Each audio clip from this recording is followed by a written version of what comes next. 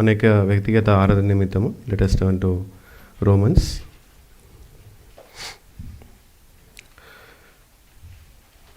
Let us turn to Romans chapter 3. Let us read verses 10 to 12. Romans chapter 3, verses 10, 11 and 12. As it is written, no one is righteous, no, not one. No one understands, no one seeks for God. All have turned aside, and together they have become worthless. No one does good, not even one. దేవునికి సహాయం కోసం చిన్న ప్రార్థన చేసుకొని తర్వాత మనము వాక్య ధ్యానంలోనికి వెళ్దాం. పరిశుద్ధుడా, మహోన్నతుడా, జీవాధిపతిని ప్రభా తండ్రి, మీకే వేలాది వందనాలు స్తోత్రాలు చెల్లించుకొచ్చినాము. మహాగణుడమైన మా గొప్ప దేవ, మమ్మను నడిపించే దేవుడవు, నిత్యము వేలాది దూతల చేత పరిశుద్ధుడు పరిశుద్ధుడు పరిశుద్ధుడు అని పొగడబడుచున్న మా గొప్ప తండ్రి ప్రభా తండ్రి, ఇక ఉదయకాల సమయంలో ప్రభా తండ్రి మీ సన్నిధికి మేము చేరి ఉంటున్నాము. మీ వాక్యాన్ని తెరిచి ఉంటున్నాం ప్రభా. మీరే మమ్మల్ని జ్ఞాపకం చేసుకోండి. మీ వాక్యానుసారముగా తండ్రి మీరు మాతో మాట్లాడిన రీతిగా మేము ప్రభా దాన్ని వ్యక్తిగత ఆరాధన చేయడానికి మీరు మాకు సహాయాన్ని దయచేయండి. పరిశుద్ధాత్మదేవ ప్రభా, మీరే మాతో మీరే మాట్లాడి ప్రభా తండ్రి వాక్యానుసారంగా మేము తండ్రి మిమ్మల్ని ఆరాధించడానికి మాకు సహాయాన్ని దయచేయండి. కేవలము మీ పైన మాత్రమే ఆధారపడుతూ ప్రభా తండ్రి ఇక్కడ ఉంటున్న ప్రతి ఒక్క బిడ్డను కూడా తండ్రి మీరే దర్శించి తండ్రి మీ వాక్యం ద్వారా తండ్రి మీరే ముట్టి ప్రభా తండ్రి వ్యక్తిగత ఆనందంలోనికి మీరే నడిపిస్తున్నామని దేవా తండ్రి మీ పైన ఆధారపడుతూ ఈ నా ప్రార్థన నా ప్రభువుని ప్రేరకుడైన యేసుక్రీస్తునామములో అడిగి పెట్టుకొనిచున్నాను తండ్రి. ఆమేన్.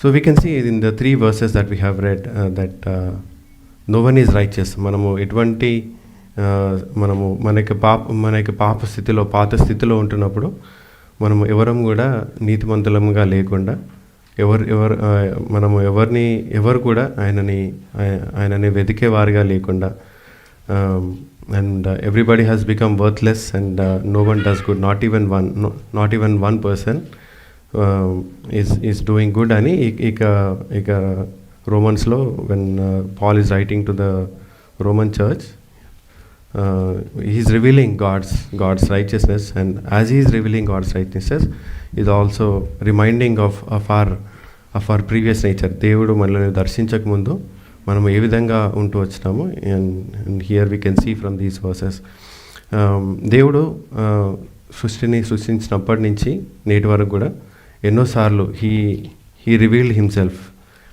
God revealed himself many times in different ways. If we let us also read this portion from Romans chapter 1 verses 18 నుంచి మనము 24 వరకు మార్చి ఇక వాక్య భాగాన్ని మనం చదువుకుందాం. ఈ వాక్యంలో దేవుడు ఏ రీతిగా how he revealed himself and how man kind reacted to it అని ఇక్కడ ఈ ఫ్యూ వర్సెస్లో మనం చూస్తూ ఉన్నాము. రోమన్స్ 1:18 నుంచి 25 వరకు. Let us read alternatively. For the wrath of God is revealed from heaven against all ungodliness and unrighteousness of men, who by their unrighteousness suppress the truth.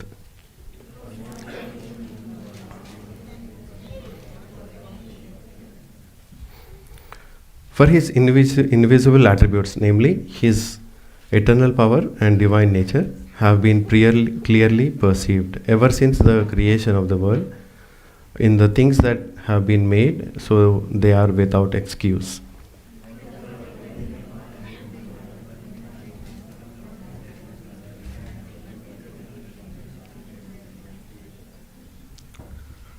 Verse 22, claiming to be wise, they became fools.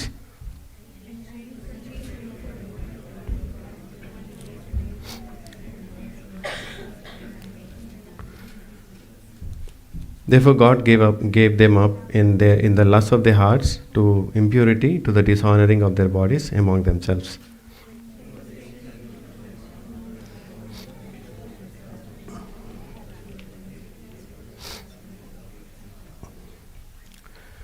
So here we are saying that God is a righteous God. దేవుడు మన జీవితంలో నీతి కలిగిన దేవుడిగా we can see that God's attributes.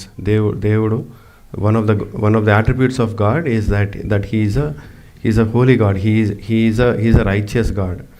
మనము ఈ యొక్క ఉదయకాల సమయంలో we are worshipping God that he is a righteous God in our lives. At the same time, his righteousness is been revealing to the mankind in different ways from the time of creation. From verse 20 lo we can see in different from ever since the creation is made, God has been revealing himself, his invisible attributes of eternal power and divine nature. They are being revealed in different ways. Firstly, we can see the creation that he created is so mighty. We cannot understand. Even to this day, they are still researching of how this happened. So mankind does not understand what God has created, how he created this creation, ani we do not even understand that. And he's revealed, and by creating that, he is revealing himself of his eternal power. He is revealing of his divine nature. And the other way that he revealed to mankind of his righteousness ఏ విధంగా అంటే through his wrath. ఎన్నోసార్లు మానవుడు పాపం చేస్తూ ఆయనకి ఉగ్రతను తీసుకొని వచ్చినప్పుడు ఎన్నోసార్లు హీ రివీల్డ్ హిమ్సెల్ఫ్. నోవాస్ ఆర్క్లో ఉన్నప్పుడు వర్షం కురిపించి మానవాళ్ళంతా అంతం చేస్తూ వచ్చినాడు. Also Sodom and Gomorrah and also the Israelites వాళ్ళు పాపం చేస్తూ ఆయనకి తిరుగుబాటు చేస్తూ వచ్చినప్పుడు god has brought them through wilderness journey and also through captivity. So ఎన్నోసార్లు God is revealing himself to mankind that he is a righteous God in different ways. And ఇక్కడ మనం we are also seeing that even though the mankind knows of his righteousness, knows of his power, but mankind did not seek God. We can see that from verse 21. Although they knew God, they did not honor him as God or give thanks to him, but they became futile in their thinking and their foolish hearts were darkened. మనకి పాప స్థితిలో మనకి పూర్వ స్థితిలో ఉంటున్నప్పుడు దేవుడు మనల్ని చూస్తూ వచ్చినాడు. But even though we know of his attributes, even though we know that he is a holy God, that we know that he is a righteous God, we did not worship God, we did not give thanks, and దేవునికి చెందవలసిన మహిమను ఆయనకి ఇవ్వకుండా మనము గొప్ప చేసుకుంటూ అటువంటి స్థితిలో మనము ఉంటూ వచ్చినాము. And man did not honor God or give thanks to him, and he claimed himself wise. From verse 22 we can see that he claimed himself wise and he became a fool. And అటువంటి స్థితిలో మనము దిగజారిన స్థితిలో మనం ఉంటున్నప్పుడు దేవుడు మనల్ని చూస్తూ వచ్చినాడు. And not only did we not glorify god, and మనం ముందు వర్సెస్లో చూస్తే 23లో not only did we not glorify god, దేవునికి చెందవలసిన మహిమను మనం ఇవ్వకుండా we extend that glory to immortal things, to mortal things. దేవునికి చెందాల్సిన మహిమను మనము దేవునికి ఇవ్వకుండా మనకి జీవితంలో దేవుడు అనుగ్రహించిన ఈవులను బట్టి మనకి స్థితిని బట్టి ఎన్నోసార్లు మనము దేవునికి తిరుగుబాటు చేస్తూ దాన్ని పూజిస్తూ దేవునికి దూరంగా జీవిస్తూ వచ్చిన వారము. అటువంటి స్థితిలో ఉంటున్నప్పుడు దేవుడు మనల్ని చూస్తూ వచ్చినాడు. And we also exchange the truth about God for a లై. అండ్ దేవుడు కొన్నిసార్లు దేవుడు మన జీవితంలో లేడు, దేవుడు మన జీవితంలో పని చేయట్లేదు, అసలు దేవుడు అసలు ఉన్నాడా అన్న అటువంటి పరిస్థితిలో మనము ఉంటూ వచ్చినాం. దేవునికి చెందాల్సిన మహిమను ఇవ్వకుండా and we've been worshipping non-living things, like mortal things. వాటిని మనము పూజిస్తూ మన యొక్క జీవితంలో we don't need to have an idol in our lives. ఒక బొమ్మను పట్టుకొని we don't need to have that, but our life మనము గొప్ప చేసుకుంటూ we can see in verse 22 we have been claiming to be wise and then we became fools, and that is our condition. that is how unrighteous we were before God has come down for us, before He revealed His righteousness to us. And we can see that God has revealed His righteousness by sending down His Son, His only Son for us. Let us also read Romans chapter 3 verses 21 to 26. We can see how God revealed Himself in the third way. Firstly, He revealed Himself by creating, by showing how He created the creation, and secondly by sending His wrath. Whenever mankind fell into sin, He sent His wrath multiple times. And the other way that He revealed His righteousness to the mankind is through sending His Son, Lord Jesus Christ. Romans chapter 3 verses 21 నుంచి 26 వరకు. Romans chapter 3 21 to 26. But now the righteousness of God has been manifested apart from the law, although the law and the prophets bear witness to it.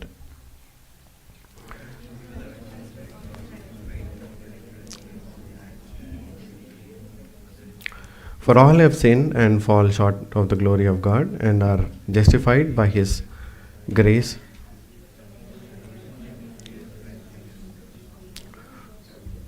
whom God put forward as a propitiation by His blood to be received by faith. This was to show God's righteousness, because in His divine forbearance He has passed over former sins.